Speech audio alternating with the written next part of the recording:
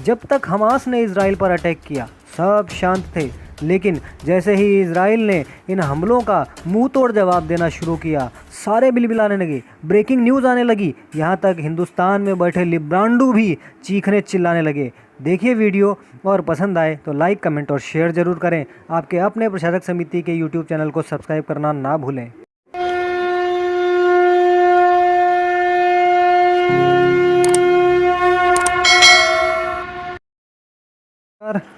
नमस्कार दोस्तों, आप सभी इजराइल में हो रहे हैं इस समय के जो हमले हैं उससे वाकिफ़ होंगे, और आप ये भी देख रहे होंगे कि किस प्रकार भारत में बैठे लिब्रांडू ये चाहते हैं कि भारत इजराइल का साथ ना दे, उसका समर्थन ना करे। अच्छा, इन्हें तब कोई समस्या नहीं थी जब हमास नामक एक आतंकी संगठन ने इजराइल पर हमले किए थे। इन्हें तब कोई समस्या नहीं थी कि जब हमास ने इजराइल के ऊपर सैकड़ों मिसाइल्स छोड़ी थी, सैकड़ों मिसाइल्स, तब ये सारे शांत थे। लेकिन जैसे ही इनके बीच युद्ध छिड़ा और इजराइल ने जवाबी कार्यवाही शुरू की, भारत में बैठे कई सारे लिब्रांडू, इनकी शक्ल आप देख सकते हैं, इनको बड़ी दिक्कत हुई। इजराइल और हमास के बीच ये जो तनातनी चल रही है वो काफ़ी समय से चल रही है। इसी बीच हमास ने इजराइल पर करीब 1000 रॉकेट दागे हैं। बुधवार तक हमास, जिसे इजराइल आतंकी संगठन कहता है, उसने लगातार रॉकेट छोड़े हैं, लगातार। और इजराइल की आर्मी ने सोशल मीडिया पर यह जानकारी दी कि उन्होंने ये कहा कि सेंट्रल और दक्षिणी इजराइल में लगातार रॉकेट दागे जा रहे हैं, बहुत हो गया, अब ये रुक जाना चाहिए। लेकिन किसी ने इस बात को सीरियसली नहीं लिया। अब क्या हुआ कि हमास ने ये जब रॉकेट्स छोड़े तो इजराइल के पास ऐसी तकनीक है कि वो इनके रॉकेट्स को हवा में उड़ा दिया। बहुत सारी रॉकेट्स उड़ा दी गई, लेकिन कुछ रॉकेट्स ऐसी भी थी जिन्होंने इजराइल को नुकसान पहुंचाया। लेकिन उसके बाद इजराइल ने साफ शब्दों में कहा कि अब इनको तब तक नहीं छोड़ेंगे जब तक ये शांति बहाल ना हो जाए। लेकिन इसी बीच जब इजराइल ने जवाबी कार्रवाई शुरू करी और आतंकियों को बेहतर हूरों के पास भेजना शुरू किया, तो कई सारे हूरों को पसंद करने वाले भारत में बैठे लोग, जैसे इरफान पठान है और ये कई सारे लोग हैं, किसी भी पद पे ये बैठे हों, इनकी निष्ठा सदैव अपने मजहब की तरफ होती है। ये हम नहीं, ये बाबा साहेब आम्बेडकर ने कहा था।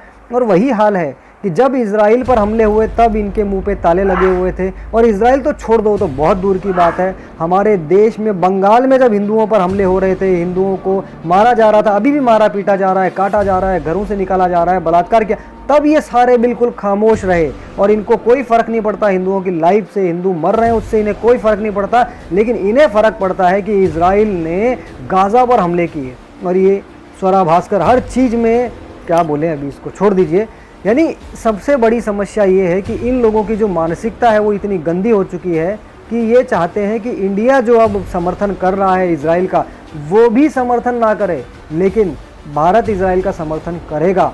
क्यों करेगा? क्योंकि इजराइल ने हमेशा भारत का साथ दिया है। हर विकट परिस्थिति में इजराइल भारत के साथ खड़ा रहा है। भारत के लिए इजराइल ने वो सब किया है जो एक मित्र देश को करना चाहिए।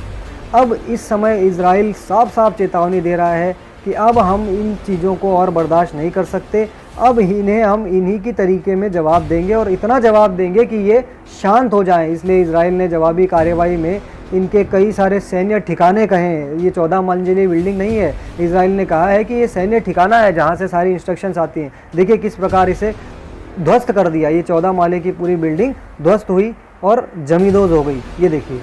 तो ये सारा इजराइल अब तब तक ऐसा करेगा जब तक ये लोग नहीं सुधरेंगे। और सच है, आतंकवाद को यदि रोकना है तो उसे प्यार से, समझाइश से नहीं रोक सकते हैं। उन्हें रोकने के लिए उनके साथ वही करना चाहिए जो इजराइल कर रहा है। इजराइल ने साफ कहा कि हमारी सेना के गाजी पट्टी और फिलिस्तीन में हमले बंद नहीं होंगे। हम अब तब तक रुकने को तैयार नहीं जब तक दुश्मन को पूरी तरह शांत नहीं कर देते।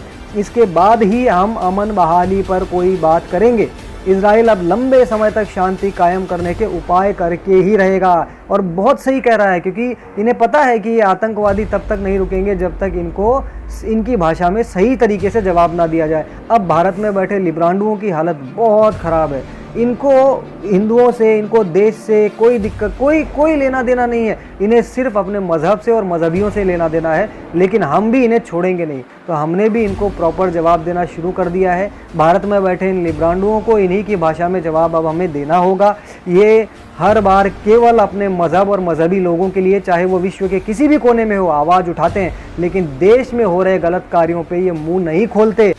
ये कभी आतंकवाद के खिलाफ नहीं बोलते, ये कभी भी जिहाद के खिलाफ नहीं बोलते, बल्कि ये जिहादियों और आतंकवादियों का समर्थन करने के लिए तैयार रहते हैं।